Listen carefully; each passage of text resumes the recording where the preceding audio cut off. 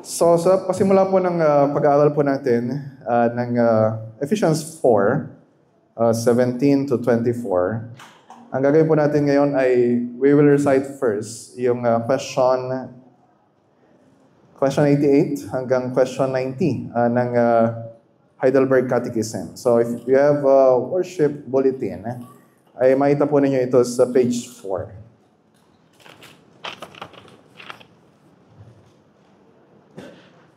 Kung wala naman, ay makita niyo ito sa screen sa harapan. Ika-88 tanong sa Heidelberg Catechism, aling bagay ang bumubuo sa tunay na pagsisisi o pagbabago? Ang sagot? Dalawang bagay. Ang pagkamatay ng lumang pagkatao at ang pagkabuhay ng bagong pagkatao. Question 89. Ano ang pagkamatay ng lumang pagkatao? Sagot? Ito ay pagsisisi at pagdadalamhati sa kasalanan, ay ito'y lubusang pagkamuhi at pagtalikod palayo sa kasalanan. Question 90. Ano naman ang pagkabuhay ng bagong pagkatao? Ang sagot?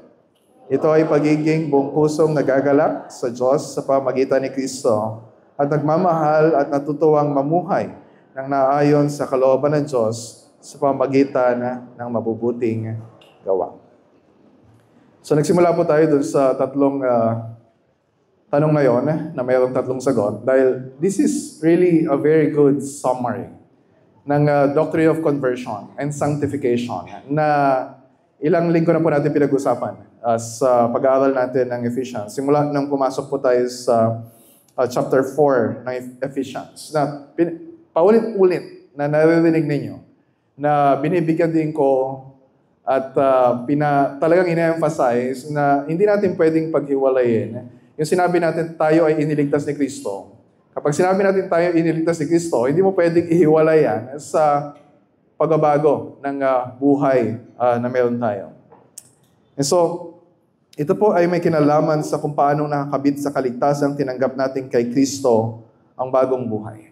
So kung nakinig tayo last week, sana nakikinig tayo syempre ng mga sermon. Pinag-usapan natin sa verse 15 at verse 16. Yung tungkol sa paglagong Kristiyano. Sinabi ko na hindi pwedeng Kristiyano ka, hindi pwedeng sinasabi mo Kristiyano ka, na kay Kristo ka, pero hindi ka naman lumalago. So, yun yung patuloy na pag-usapan natin ngayon as we take a look at 17, verses 17 hanggang 24. Pero, bago natin isa-isahin, yung sinasabi doon ni Apostol Pablo, syempre mahalaga na maintindihan natin kung ano yung sinasabi niya.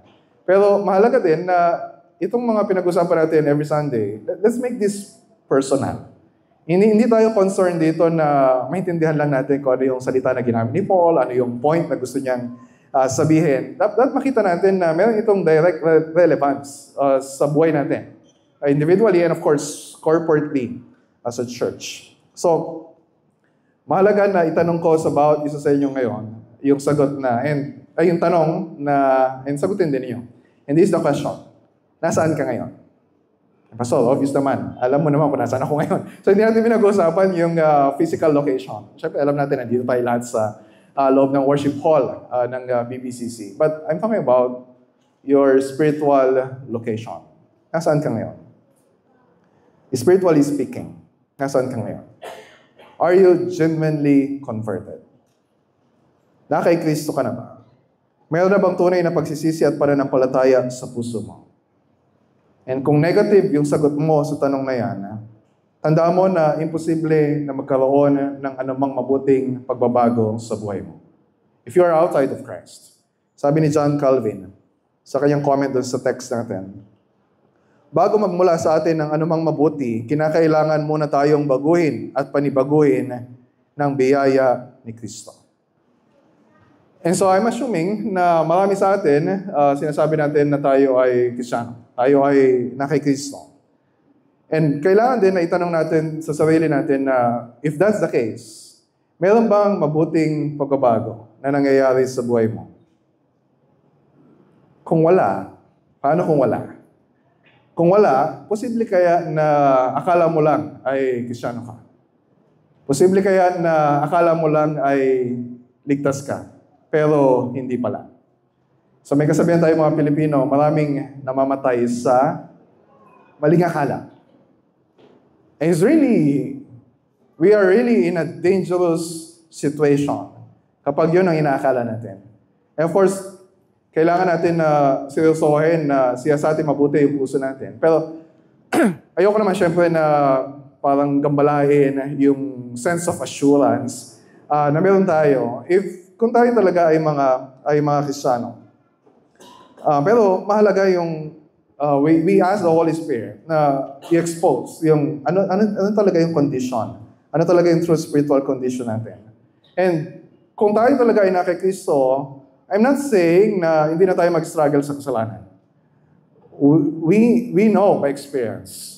Lahat tayo, without exception, we're still struggling sa buhay Kristiyano.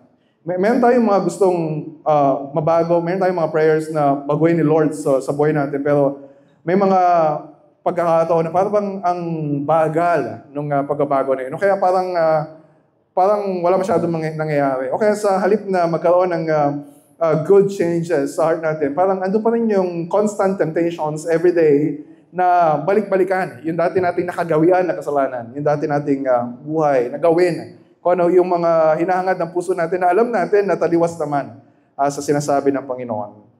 So, nasaan ka man sa spiritual journey, iba-iba man yung sagot natin doon sa question ko kanina na nasaan ka ngayon, mahalaga na we listen sa sinasabi ng salita ng Panginoon.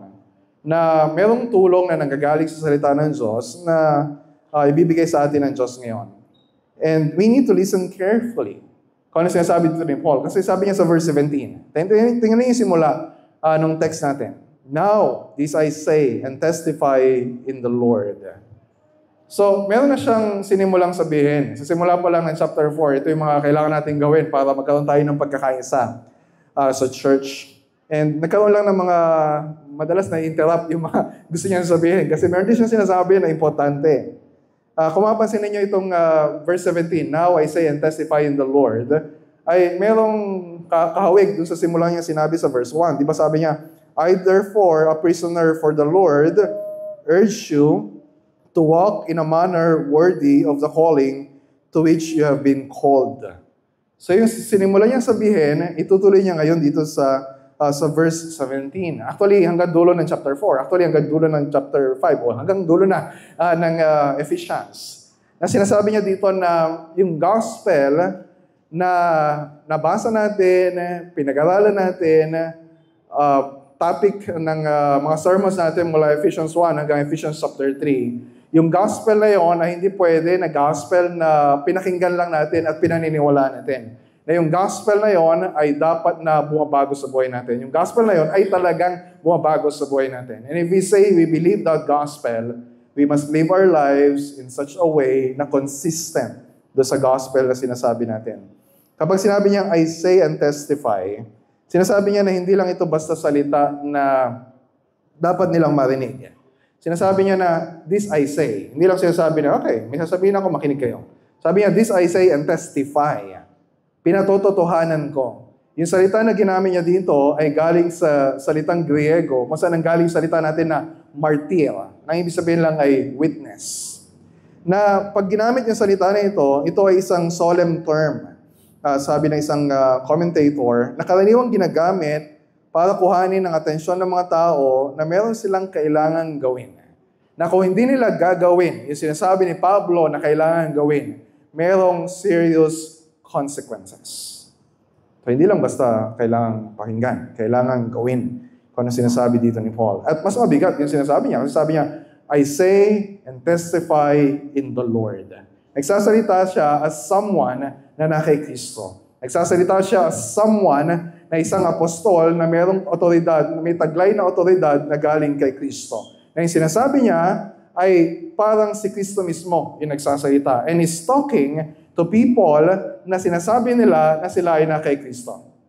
Ibig sabihin, dapat nagkakaintindihan tayo kung ano pinag-uusapan natin dito. Kasi lahat tayo ay na kay Kristo. Kaya sabi sa salin ng MBB, sa pangalan ng Panginoon, binabalaan ko kayo. So, merong weight yung sinasabi niya dito.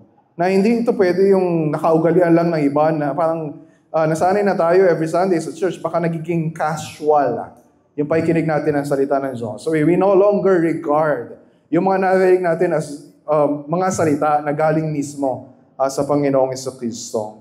And yung sinasabi yung seryosong bagay dito, hindi lang may kinalaman sa gospel message. Siyempre, kapag pag-usapan natin yung message of the gospel, it's a matter of life and death. So, that's a serious message.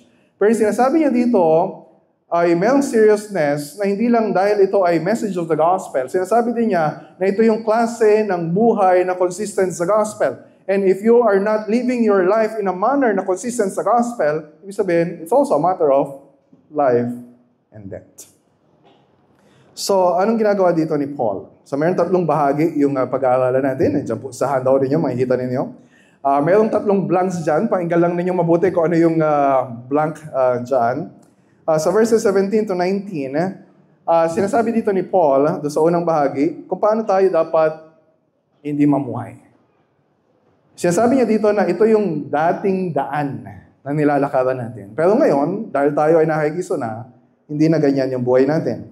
And then, pagdating naman ninyo doon sa pangatlong section, sa verses 22 to 24, sinasabi ni Pablo na yung 17 to 19, yun yung dating daan. Yung 22 to 24, ito na ngayon yung bagong daan na nilalakaran natin bilang mga Kristiyano. And then, sa gitna, yung verses 20 to 21, ito yung dahilan kung bakit hindi na tayo dapat dumaan dito sa dating daan. Ito yung dahilan kung bakit dapat magpatuloy tayo sa bagong buhay naman tayo kay Kristo. And what's the reason na sinabi niya? Dahil nasa tamang daan na tayo. Simula nang matutunan natin si Kristo. So, to summarize, ito yung sinasabi ni Paul sa buong text na yun. Nang matutunan natin ang katotohanan na kay Kristo, nagkaroon na tayo ng bagong pagkatao. Kaya dapat lang na iwanan na natin ang ating dating pamumuhay at ipamuhay ang bagong buhay na meron tayo kay Kristo. Medyo mahaba. So ulitin ko Let's try to slow down. So nang matutunan natin ang katotohanan na kay Kristo, nagkaroon na tayo ng bagong pagkatao. Dahil meron na tayong bagong pagkatao, dapat iwanan na natin yung dati nating pamumuhay at ipamuhay ang bagong buhay na meron tayo kay Kristo. And then pagdating sa verse 25, next week pa natin pag-aaralan, hanggang verse 32, actually hanggang chapter 6 na, ay magbibigay na si Paul na ito yung mga specific instructions kung paano natin ito dapat gawin. So ngayon, tingnan lang muna natin yung foundational theology ng Christian sanctification o yung pagbabago na ginagawa ng Diyos sa buhay natin. Ngayon tayo ay nakikristo na. And remember, hindi dito nagbibigay si Paul ng isang advice na nagpapayo siya na, okay, bahala ka. Kung ayaw mong pakinggan, ayaw mong sundin. Ito ay critical instructions. So we need to listen carefully. So yung unang section ay verses 17 to 19. Diba, naalala ninyo sa verse 1, sinabi ni Paul na ito yung daan na dapat nating lakaran to be consistent doon sa pagkakatawag o pagliligtas sa atin ng Diyos. And then sa verses 17 to 19, sinabi naman niya na ito yung daan na hindi natin dapat lakaran. So wag na nating balikan yung dati nating pamumuhay. So basahin natin. I will use yung salin ng ang Biblia. Kasi medyo literal yung pagkakatranslate nila dito. Kaya't sinasabi ko ito at pinatotohanan sa Panginoon na kayo hindi na dapat lumakad na gaya ng lakad ng mga hintil sa kawalang saysay ng kanilang mga pag-iisip. Nagdilim ang kanilang mga pangunawa, palibasay na hiwalay sa buhay ng Diyos dahil sa kanilang kamangmangan, dahil sa katigasan ng kanilang mga puso. Sila'y naging manhid at ibinigay ang kanilang sarili sa kahalayan, sakim, sa paggawa ng bawat uri ng karumihan. So, try to picture lang kung ano yung larawan na ginagamit dito ni Paul. Kapag nakita ninyo yung literal translation, yung image na ginagamit niya dito ay yung buhay Kristiyano, isang paglalakbay. At sa paglalakbay, syempre meron tayong daan na dapat lakaran. At so yung paglalakad na ito ay tumutukoy sa way of life. Yung pamumuhay natin bilang mga Kristiyano. Kaya yun yung salin ng MBB. Huwag na kayong mamuhay sa ganitong paraan. So, by implication, Sinasabi dito ni Paul na ganito yung buhay ninyo dati. Pero ngayon ay iba na. Dati, ganito. Pero ngayon, dapat iba na yung paraan ninyo ng pamumuhay. Siguro, you're familiar with 2 Corinthians 5:17. If anyone is in Christ, he is a new creation. The old has passed away, the new has come. And so, alam natin na yon ay totoo sa atin ng mga nakikristo. Pero kahit nung naging Kristiyano tayo, di ba sinabi natin na karaniwan kinakanta natin ito pagka-baptism. I have decided to follow Jesus, not turning back. Pero alam din natin na may mga pagkakataon, and some of us every day na-experience yung temptation. Katulad ng mga Israelita. You remember yung story nila? Paglabas nila sa Egypt, andun yung constant temptation na bumalik na lang kaya tayo sa dati. Kahit na yon ay slavery. Feeling nila, mas masarap yung buhay nila doon. And andun yung temptation sa atin na bumalik na lang kaya tayo sa dati. Baka mas mainam pa yung dati nating buhay. Diba kaya sabi dito ni Paul, huwag na kayong lumakad na gaya ng lakad ng mga hentil. So, anong ibig sabihin niya pag ginamit niya yung word na Gentiles? Yung mga Ephesian Christians, majority naman sa kanila ay mga Gentiles. Hindi naman sila mga Hudyo. Pero ang tinutukoy dito ni Paul ay katulad ng salin sa MBB. Ito yung mga hindi mananampalataya. So, ginagamit niya yung word na Gentiles in a negative sense na sila ay outside of God's covenant people. Sila yung mga wala kay Kristo. Sila yung mga unbelievers. Ito yung buhay, ito yung lifestyle ng mga unbelievers. And kapag pinag-usapan natin na sinasabi ni Paul, wag na ninyong tularan yung ginagawa ng mga unbelievers, we're not just talking about outward behavior. Na habang sinasabi, yung pananamit nila, dapat hindi tayo ganun magdamit. Kung ano yung bahay nila, kung ano yung paggamit nila ng pera. It's not just about outward behavior. Pero syempre, may effect din sa outward behavior. Pero mas concerned dito si Paul, na pag-usapan yung kaibahan ng buhay Kristiyano sa klase ng pag-iisip, sa klase ng desires ng puso, sa klase ng gawain, at sa klase ng relasyon na meron ang mga non-believers sa Diyos. Fundamentally different. Bakit? So anong klaseng pag-iisip ba meron ng mga wala kay Kristo? That's sub-point number 1. Sabi niya sa verse 17 to 18, sa kawalang saysay ng kanilang mga pag-iisip, nagdilim ang kanilang mga pangunawa. So yung sinabing kawalang saysay, sa English ay futility. Or sa ibang salin, emptiness. Walang laman. Walang alam. O sa salin ng MBB, walang kabuluhan. O syempre, does it make sense na, di ba, marami ng mga believers, ang dami nilang alam, ang talino nila. Di ba? May AI, madaling mag-search for information. Yung iba may PhD, iba maraming alam. Pero kung pag-uusapan ay yung mga bagay na may kinalaman sa Diyos, yung judgment ng Scripture about them ay walang alam. O yung alam nila ay walang kabuluhan. And mas malala pa yung sinabi ni Paul sa verse 18, na sila ay darkened in their understanding. So kung mga spiritual na bagay yung pinag-uusapan, nadiliman yung kanilang paningin, ibig sabihin, bulag sila. Diba? Kahit na naririnig nila yung message of the gospel, kahit na naririnig nila every Sunday yung sermon ng pastor, pero dahil wala silang spiritual understanding, they're spiritually blind. Hindi nila nakikita yung kagandahan ni Kristo, hindi nila natitikman yung katamisan ng pag-ibig ni Kristo. And ganito din sabi ni Paul sa Romans 1:21. Kahit nakilala nila ang Diyos, alam yung tungkol sa Diyos, siya ay hindi nila pinarangalan bilang Diyos, ni pinasalamatan man, salip, naghaka-haka sila ng mga bagay na walang kabuluhan. Same word. Kahit nagdilim, same word. Doon sa text natin, nagdilim ang hangal nilang pag-iisip. Ano siya sabi ni Paul? Anong klaseng pag-iisip daw meron ang mga wala kay Kristo? Walang kabuluhan, madilim, hangal. So kung ito yung foundation, kung yung pag-iisip na ito yung foundation na sinasabi nila, at sasabihin ng mga unbelievers, ganito tayo dapat mamuhay. Bakit tayo maniniwala sa kanila? Ito yung sinasabi na isang commentary na deeply flawed. O sirang-sira yung klase ng pamumuhay na nanggagaling sa ganong pag-iisip. And tayo mga Kristiyano, bakit tayo nga naman babalik sa ganong klaseng pag-iisip? And so related to that, yung pangalawa, kung ganyan yung pag-iisip ng mga unbelievers, anong klase namang relasyon meron sila sa Diyos? Tuloy natin yung verse 18. Palibasay na hiwalay sila sa buhay ng Diyos dahil sa kanilang kamangmangan. So, dahil sa kamangmangan nila, yung klase ng pag-iisip nila, or ignorance sa mga bagay na espiritual, mga bagay na may kinalaman sa Diyos, ano daw yung nangyari? Nahiwalay sila sa buhay ng Diyos. Ito yung klase ng relasyon na meron yung mga unbelievers sa Diyos. Ang Diyos ang pinanggagalingan ng buhay. Ang Diyos ang buhay. Kung isang tao ay hiwalay sa Diyos, ibig sabihin, walang buhay. Ibig sabihin, patay. Ito yung dati nating kalagayan. Yung pinag-aralan natin sa chapter 2. We were dead. We're spiritually dead. Dahil sa mga kasalanan natin. Dahil tayo hiwalay kay Kristo.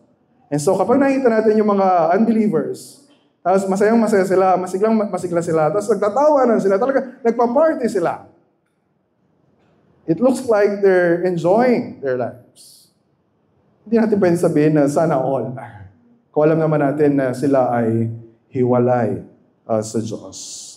So ito yung klase ng buhay na hindi naman talaga buhay. Dahil sila nga ay patay. And sinasabi ni Paul, bakit ka babalik sa ganyang klaseng pamumuhay?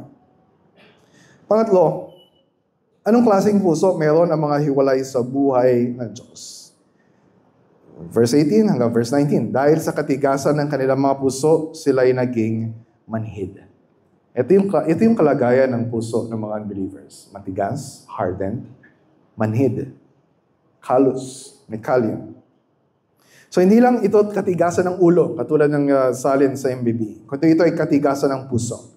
Hindi ibig sabihin wala na silang nararamdaman. Hindi ibig sabihin wala na silang emosyon. Pero ang pinag-usapan dito, wala silang nararamdaman na positibong damdamin ng patungkol sa Diyos. They're stubborn. Matigas, pinatigas ng kasalanan.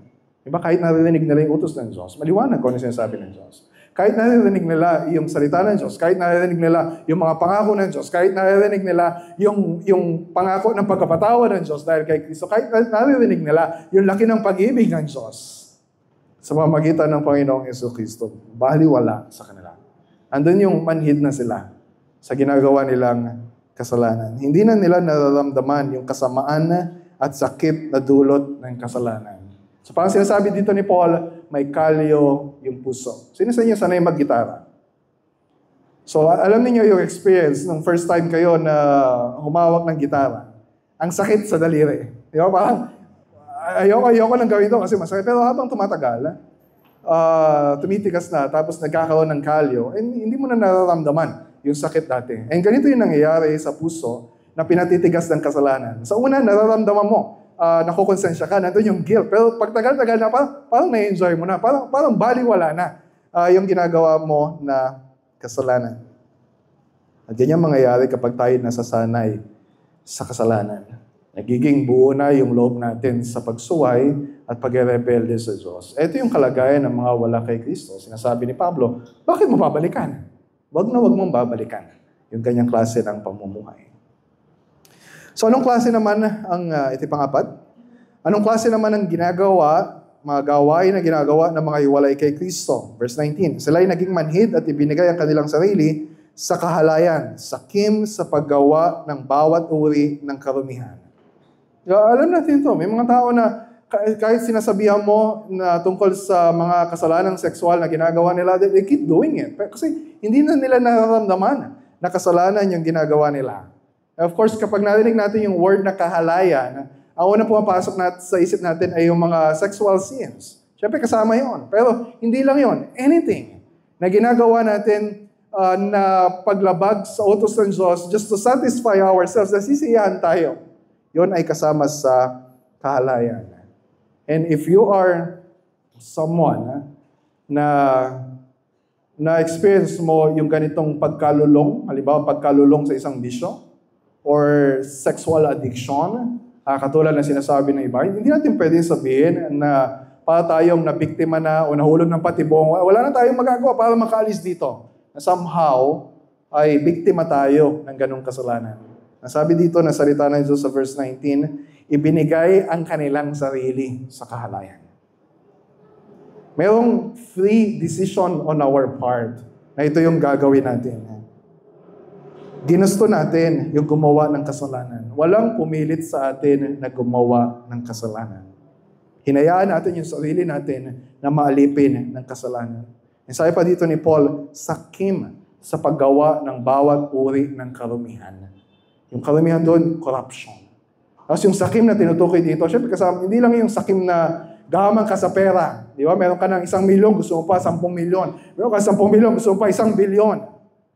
Paul wasn't just talking about that. Pinag-usapan niya dito yung kasakiman pagdating sa kasalanan. Na hindi ka nakukontento na gumawa lang ng konting kasalanan. Kundi gusto mo mas marami pa, and you're not satisfied. Kaya salin sa isang Filipino translation, walang kabusugan. Hindi nakukontento sa ilan o maliit na kasalanan. And so, kapag tiningnan natin yung una, kadiliman ng pag-iisip, katigasan ng puso, yung pangalawa, yung kamatayan, pagkahiwalay sa Diyos, katigasan ng puso, tapos maruming pamumuhay. Di ba common sa atin, iniisip natin, sinasabi ni Pastor, huwag natin tularan yung mga gahaman ng mga contractors o mga sa DPWH o yung mga engineers dyan, nanungurakot, o yung mga senador, yung mga congressman, na talagang makapal yung mukha. Siyempre, hindi naman natin sila tutularan. Wala naman tayong ganong pera na katulad nila or opportunity na katulad nito. I'm not talking about that. Ang tinutukoy na description dito ni Paul ay yung pamumuhay na meron yung mga unbelievers. Hindi lang yung pinaka-grabe ng mga unbelievers. Lahat ng mga unbelievers. At ito yung buhay na meron tayo dati nung wala tayo kay Kristo. And outwardly speaking, sasabihin natin, teka, hindi naman ganyan garapal gumawa. Hindi naman ako ganyan kagarapal gumawa ng kasalanan dati. O yung mga ibang non-Christians, di ba parang outwardly speaking, parang mabait naman. Parang matino naman yung pamumuhay nila. Marami naman mga engineers o mga politicians siguro na hindi kurakot. Outwardly speaking.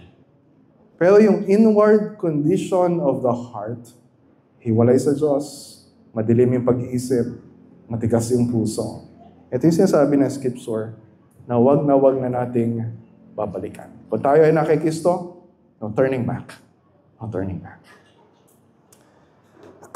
So bakit? Ito yung pinaliwanag niya sa verses 20 to 21. Hindi na natin babalikan yung dating daan dahil tayo ay nasa tamang daan. Na kay Kristo na tayo. Sino sa inyo na-experience na yung pag nag-drive ka, tapos biglang naliligaw ka, hindi mo na alam kung saan dadaan. Tapos naalala mo, meron nga palang Waze. Pwede mong gamitin yung Waze o kaya Google Map. Tapos sinerch mo kung saan dadaan papunta dun sa destination mo. Tapos tinuro sa'yo kung saan yung tamang daan. Nakita mo na yung tamang daan. Bakit sasabihin mo para sa sarili mo na, doon na lang ako sa dati kong dinaanan. Ito yung sinasabi ni Paul. Na natutunan na natin si Kristo, sabi niya sa verse 20 at 21, ngunit hindi sa gayong paraan ninyo natutunan si Kristo. Kung tunay na siya inyong narinig at kayo tinuruan sa Kanya, kung paano ang katotohanan ay na kay Jesus. Sabi niya, nasa tamang daan na kayo. Bakit pa kayo babalik sa dati? So meron siyang 3 bagay na binabanggit tungkol dito sa tamang daan na kay Kristo. So yung una, yung daan ito ay salungat sa buhay ng mga wala kay Kristo.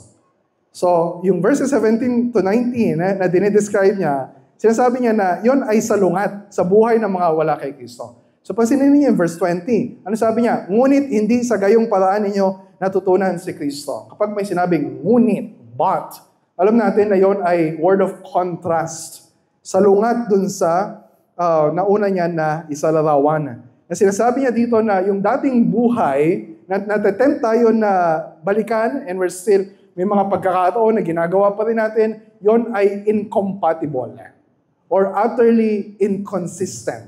To use yung word ni John Calvin.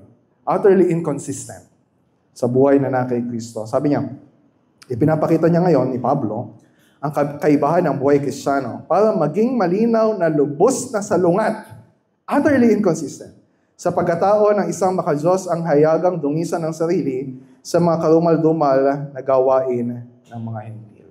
So yung una, sa lungat, yung daan na ito. Pangalawa, ang daang ito ay nagsimulang lakaran natin nang matutunan natin si Kristo. Okay. Ang sabi ko, nang matutunan natin si Kristo. Hindi ko sinabi nang matutunan natin ang tungkol kay Kristo. Although kung meron kayong translation sa MBB, ganun yung nakasulat, tungkol kay Kristo. Pero sa ang Biblia, nang matutunan natin si Kristo. Sabihin niyo, parang wala namang masyadong pinagkaiba. So, maybe merong little difference. Pero gusto ko lang i-emphasize, I think ito yung gustong i-emphasize ni Paul, na kapag sinabi nating natutunan natin si Kristo, hindi lang natin natutunan yung ilang mga facts about Christ. Narinig mo, nalaman mo kung sino si Kristo. Nalaman mo kung ano yung ginawa niya para sa iyo. Nalaman mo yung tungkol sa kanyang kamatayan at muling pagkabuhay at paano maliligtas sa sasampalataya kay Kristo. Natutunan mo yung mga facts na yon. And kasama sa discipleship yon. When we are being discipled, tinuturo sa atin kung ano yung mga bagay na dapat nating malaman. Pero I believe na may sinasabi dito si Paul na mas higit pa sa nalaman lang natin yung tungkol kay Kristo. Ang natutunan mismo natin ay si Kristo. And this is discipleship. Pagsunod kay Kristo. Ibig sabihin yung buhay na nakakabit kay Kristo. Maraming mga tao, they know a lot of facts about Christ. But they are not disciples of Christ. Kasi hindi nagbabago yung buhay nila. Ibig sabihin, hindi talaga nila natutunan si Kristo. Sabi niya, kung tunay, sabi din niya sa verse 21, kung tunay na siya inyong narinig at kayo ay tinuruan sa Kanya. If we are Christians, di ba, narinig natin yung gospel. May nagturo sa atin. May nagtuturo sa atin ang salita ng Diyos. May nag-disciple sa inyo. And right now, naririnig ninyo yung salita ng Diyos na pinapangaral sa pulpitong ito. And sabi dito ni Paul, tinuruan kayo. Naririnig ninyo tungkol sa Kanya. At si Kristo mismo ang nagtuturo sa inyo. Na yung teacher-student, master-student relationship na meron tayo sa discipleship, na yung teacher natin, yes, ginagamit yung mga pastor, ginagamit yung mga kasama natin sa church para disciple tayo. Pero on the ultimate level, Christ Himself is discipling us. And do you realize yung implication na yun? Na habang nandito kayo, you're listening carefully sa preaching of the Word of God? Christ Himself is discipling you through the preaching, through the faithful preaching of His Word. And so, natutunan natin si Kristo. Nung nakita natin for the first time yung kagandahan ni Kristo, nung ibukas ng Holy Spirit yung mata natin para makita natin siya in the preaching of the gospel. At patuloy na natututunan natin si Kristo kapag binubuksan natin yung Biblia natin araw-araw and as we gather around the Word of God every day.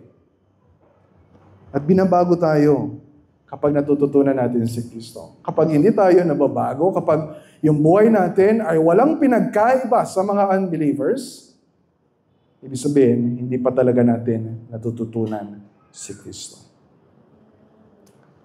Sabi ni John Calvin, ang taong ang buhay ay hindi naiiba sa mga hindi sumasampalataya ay walang natutunan kay Kristo.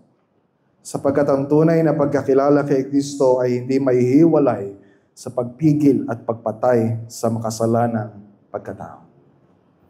Pangatlong bagay tungkol sa daan na nilalakaran natin ngayon, na ito ay tamang daan dahil ang daang ito ay si Kristo mismo, dahil si Kristo mismo ang katotohanan. Ano sabi ni Paul sa verse 21? Kung paanong ang katotohanan ay nakay Kristo. So ibig sabihin, kung ikaw ay hiwalay kay Kristo, wala ka sa tamang daan. Kung ikaw ay wala kay Kristo, ibig sabihin, wala sa iyo ang katotohanan. Kung ikaw ay wala kay Kristo, ibig sabihin, wala sa iyo ang buhay. Di ba sabi niya sa John 14:6, I am the way, the truth, and the life. No one comes to the Father except through me. So ibig sabihin, yung dati pala nating nilalakaran, yung nilalakaran ng mga unbelievers, at kung ikaw wala kay Kristo, ito pa rin yung nilalakaran mo ngayon. Maling daan, kasinungalingan, at mauuwi sa kamatayan. And if we are in Christ, nasa tamang daan na tayo. Nasa daan na tayo na patungo sa buhay na walang hanggan. Nasa daan na tayo na ito yung katotohanan dahil ito ay si Kristo na nasa atin. Why Will we ever go back sa dati nating buhay?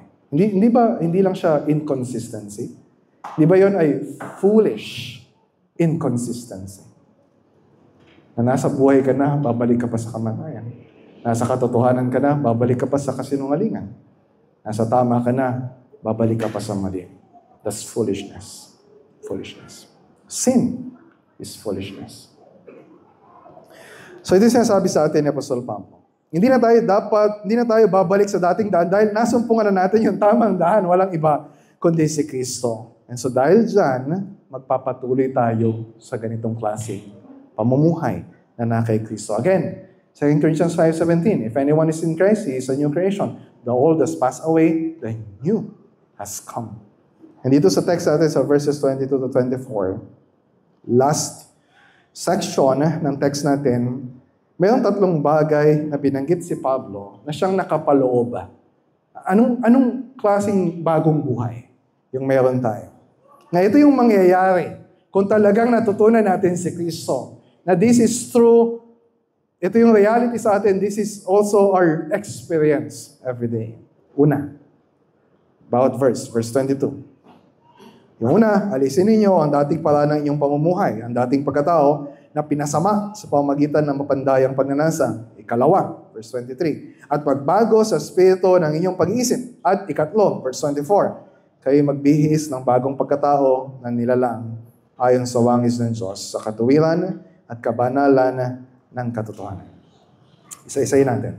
Anong nakapaloob? Ano yung tatlong bagay na kasama dito sa bagong buhay na meron tayo kay Kristo? Yung number 1, sa verse 22. Paghubad sa lumang pagkatao. Paghubad sa lumang pagkatao. Nangyari ito, yung unang araw na tayo ay na-convert, nung unang araw na tayo ay nagsisi sa kasalanan natin, hinubad na natin yung lumang pagkatao.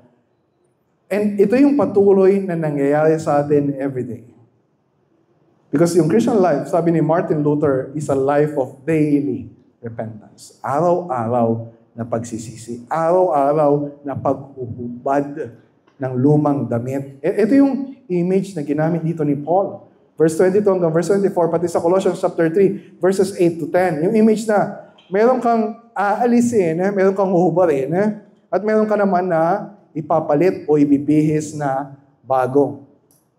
And so ano yung huhubarin? Ano yung hinubad na natin? Ito yung dating pagkatao, sabi sa verse 22. Ito yung kaisipan, ito yung damdamin, ito yung gawain na dinescribe ni Paul sa verses 17 to 19 na nakita natin kanina. Ito yung sinasabi ni Paul na ito yung damit na hindi compatible sa bagong identity na meron tayo kay Kristo. And alam natin, honestly speaking, may maraming pagkakataon na it's very hard for us to let go yung mga bagay na nakasanayan at napamahal na sa atin. Halimbawa, itong isang araw, naglilinis yung asawa ko ng bahay namin, nag-aalis ng mga lumang gamit. At pati yung mga sapatos ko ay sabi niya na, hindi na maputi. Dispose na, ipamigay na natin yan. Ako naman hirap na pwede pa yan. Isusuot ko pa yan. Diba? Kahit ilang buwan ko nang hindi sinusuot. Pero nung may dumating na bagong sapatos, okay, sige, pwede na yan. Madali for us, mahirap sa atin kapag napamahal na yung isang bagay. Pero kapag nakita natin kung ano yung kapalit na bago, na higit na mas mainam kaysa sa luma, that motivates us, that empowers us to let go. Nahubarin yung mga lumang damit. Yung kasalanan, sa halip na yakapin pa natin, sa halip na itago pa natin, sa halip na i-display pa natin, sa halip na mahalin pa natin, we can let go. And we let go. And ay binanggit sa verses 17 to 19, ay tinukoy ni Paul sa verse 22 na ito yung dating paraan ng inyong pamumuhay. Di ba sinasabi ni Paul? Di ba may kasabihan tayo mga Pilipino na hindi pwede na mamangka sa dalawang ilog. It's just impossible. It's impossible to live yung Christian life na namamangka sa dalawang ilog. Diba sa oras ng conversion natin, nakipag-break na tayo sa kasalanan.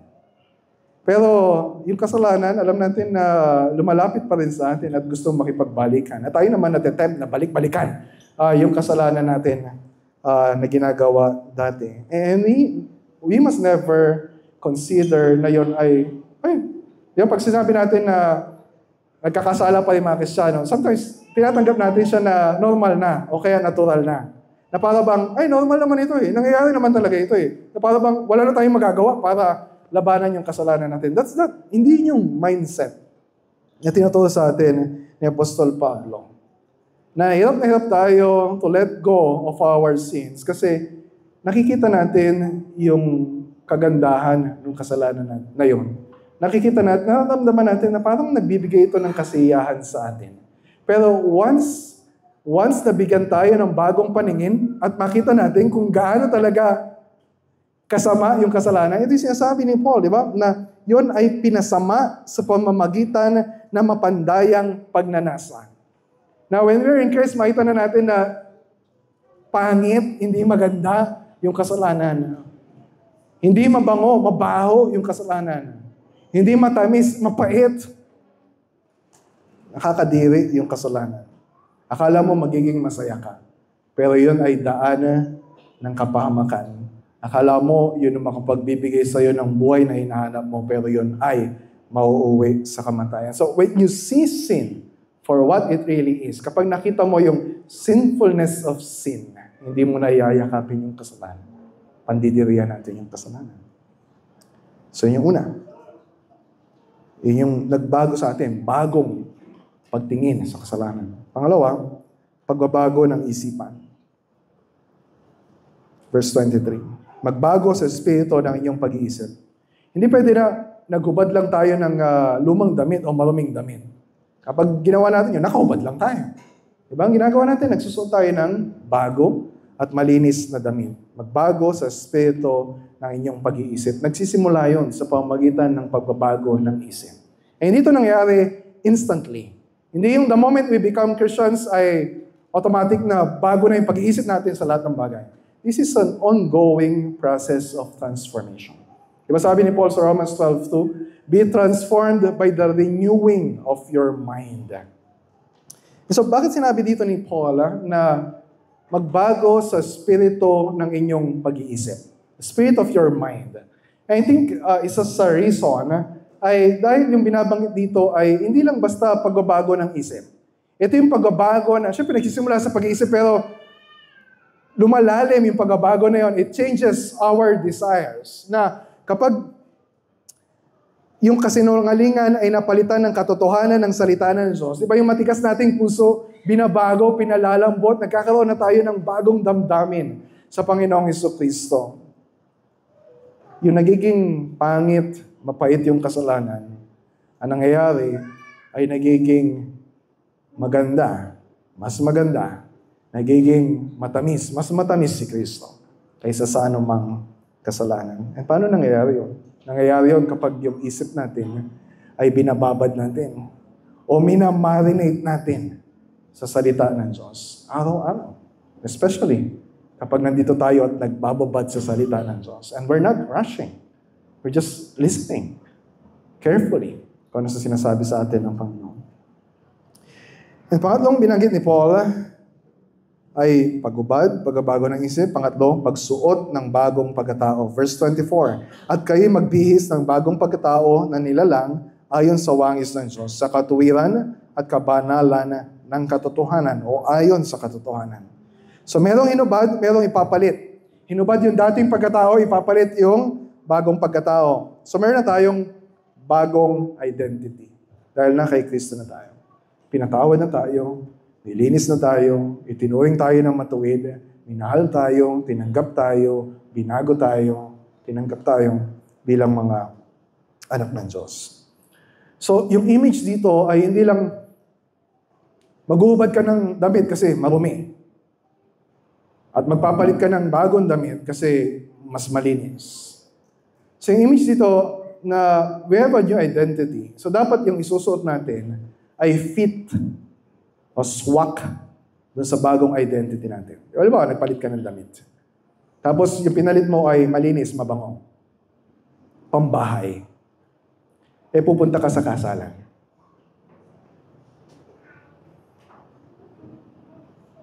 Nakakita na ba kayo ng naka-short? O kayo nakapang swimming sa isang kasalan? Hindi swak, masagwa. And so sinasabi dito ni Paul na kapag hindi tayo magsusuot ng mga katangiang katulad ni Kristo, at sinasabi natin na tayo ay nasa Kristo, hindi swak, hindi fit, hindi appropriate for a Christian. Pero wag nating isipin na, yes, may mga kailangan tayong gawin. Pero dapat isipin muna natin, itong bagong pagkatao na meron tayo is something na hindi tayo ang may gawa. Ang Diyos ang unang gumawa.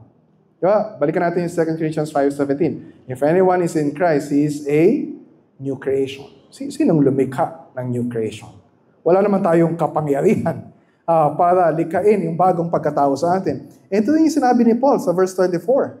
Na yung ating bagong pagkatao ay nilalang ayon sa wangis ng Diyos. Lahat ba ng tao ay nilalang ayon sa wangis ng Diyos? Yes.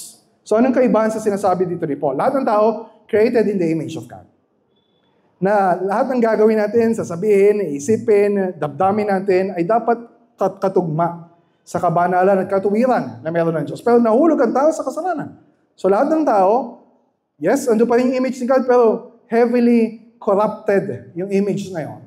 Kaya naparito ang Panginoong Jesucristo, siya yung perfect image of the invisible God.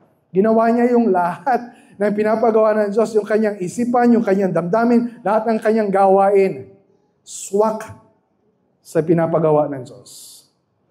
Namatay siya sa krus, muli siyang nabuhay para sa atin. Para yung image ni God sa atin ay ma-restore, ma-redeem, mabago. At yun yung nangyayari ngayon, if we are Christians. Nasa atin yung Holy Spirit. We are being recreated. A new creation in the image of God. Sa katuwiran at kabanalan na ayon sa katotohanan. So, ibig sabihin, kung nasa atin yung katotohanan na salita ng Diyos, nasa sa atin yung katotohanan na si Kristo mismo, at nakikilala natin siya, lumalalim yung pagkakilala natin sa Kanya, tayo ay binabago. Nagiging mas matuwid tayo, nagiging mas banal tayo, not perfectly. Yes, in justification, nung sumampalataya tayo kay Kristo, ang tingin sa atin ng Diyos perfectly righteous because of the perfect righteousness of Christ. Pero ano yung sanctification? Sa sanctification, tayo ay unti-unti, araw-araw, progressively binabago para maging katulad ni Kristo na perfectly righteous. So dahil ang Diyos ay banal, dahil ang Diyos ay matuwid, and we have the righteousness of Christ, we pursue holiness, we pursue growth in righteousness. So ano tinuturo ulit sa atin ni Apostol Pablo sa text natin? So pagsasama-samahin natin yung mga keywords na yan, maling daan, nasa tamang daan tayo, ngayon patuloy tayo sa bagong daan. So nang matutunan natin yung katotohanan na kay Kristo, nagkaroon na tayo ng bagong pagkatao. Kaya dapat lang naiwanan na natin ang dating pamumuhay at ipamuhay ang bagong buhay na meron tayo kay Kristo. Nakilala na natin kung sino yung tamang daan. Bakit pa natin babalikan yung dati? And it will push us, it will motivate us, it will empower us para magpatuloy sa bagong buhay na meron tayo. Ito bang pinag-usapan natin mula pa kanina? Is this something na maglalarawan ng klase ng buhay mo ngayon? Is this your life story? Di ba ito yung kwento ni Apostol Pablo? Na siya ay nasa daan papuntang Damascus, tapos akala niya, ginagawa niya yung kalooban ng Diyos, pero it's just self-righteousness, it's a prideful violence. Papunta siya sa Damascus para patayin yung mga taga-sunod ni Kristo. Habang naglalakad siya sa daan na yun, nakita niya yung liwanag ni Kristo na nagsalita sa kanya. Narinig niya mismo si Kristo. Nakita niya yung kagandahan ni Kristo and it changes him forever. So hindi na siya nagpatuloy doon sa daan na nilalakaran niya. Nandun na siya sa bagong daan. Bakit pa siya babalik? Ito sinasabi niya sa atin, why will we ever want to go back doon sa dati nating buhay? And this is our life story ng mga Kristiyano. At yung patutunguhan ng kwento ng buhay natin ay yung pinatunguhan din ng buhay ni Pablo. Na kahit na yung daan na nilalakaran niya ay mahirap bilang pagsunod kay Kristo, he keeps going and going and going. Kahit yun ay nauwi sa kamatayan. At sa kamatayan, pag sarado ng kanyang mata, pagbukas ulit ng kanyang mata, nakita niya yung kagandahan, yung fullness of the glory of the Lord Jesus Christ. Ito yung mangyayari sa atin kapag nasilayan natin si Kristo sa kanyang pagbabalik. Di ba sabi sa 1 John chapter 3, verse 2, na sa pagdating ni Kristo, tayo ay magiging lubos na katulad ni Kristo dahil makikita natin kung sino talaga si Kristo. Kung ikaw ay na kay Kristo, diyan tayo papunta. But if you are outside of Christ, saan ka pupunta? Ano sabi sa 2 Thessalonians 1:9? Sa tingin mo, yung daan na nilalakaran mo ngayon ay ayos, nakapagbibigay ng kasiyahan sa iyo.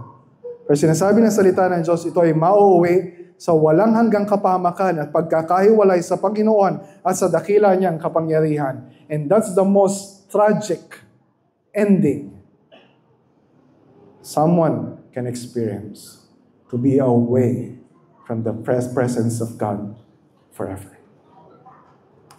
And so kung kabilang ka sa mga na kay Kristo, ito yung gagawin natin ngayon. We will celebrate the Lord's Supper. You're invited na makisalo sa banal na hapunan. Eh, hindi lang ito basta pag-aalala sa ginawa ni Kristo. Yes, we remember kung anong ginawa ni Christ. We remember yung gospel na naririnig din natin sa preaching of the word. Pero kapag inaalala natin yung ginawa ni Kristo para sa atin, anong ginagawa natin? Tinitingnan natin si Kristo. Kung sino si Kristo? Yung kasapatan ni Kristo sa tinapay at inumin na pagsasaluhan natin. Natitikman din natin at nararanasan yung kabusugan na binibigay ni Kristo sa sinumang kumakain at umiinom ng inaalok niya. And habang nagsasalo-salo tayo bilang isang pamilya, yes, we are being changed. Individually, we are being changed. Pero as one family, we are being changed together into the likeness of Christ, our Savior. And when we partake sa Lord's Supper, ano sinasabi natin? Sinasabi natin, ito yung bagong buhay na meron tayo kay Kristo.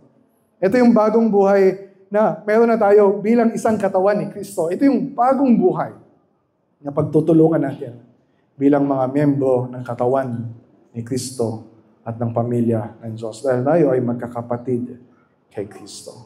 This is our life. Christ is our life. Let's pray.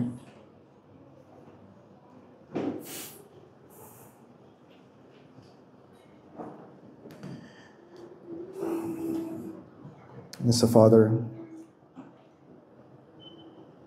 thank you for your word na naghahanda sa amin para kung paano mamuhay araw-araw hanggang sa dulo ng buhay namin. Salamat na mga salitang ito ay naghahanda din sa amin kung paano magsasalo-salo sa banal na hapunan. May we never treat your word na isang maliit na bagay. And may we never treat the Lord's Supper na isang maliit na bagay. Do your work. Do your redemptive work. Do your transforming work. Sa pakikinig namin ng iyong salita, at sa ngayon sa pagtikim at pagsasalo-salo namin sa mabuting balita ni Kristo na sinasagisag ng tinapay at inumin na aming pagsasaluhan. This is our prayer. In Jesus' name, amen.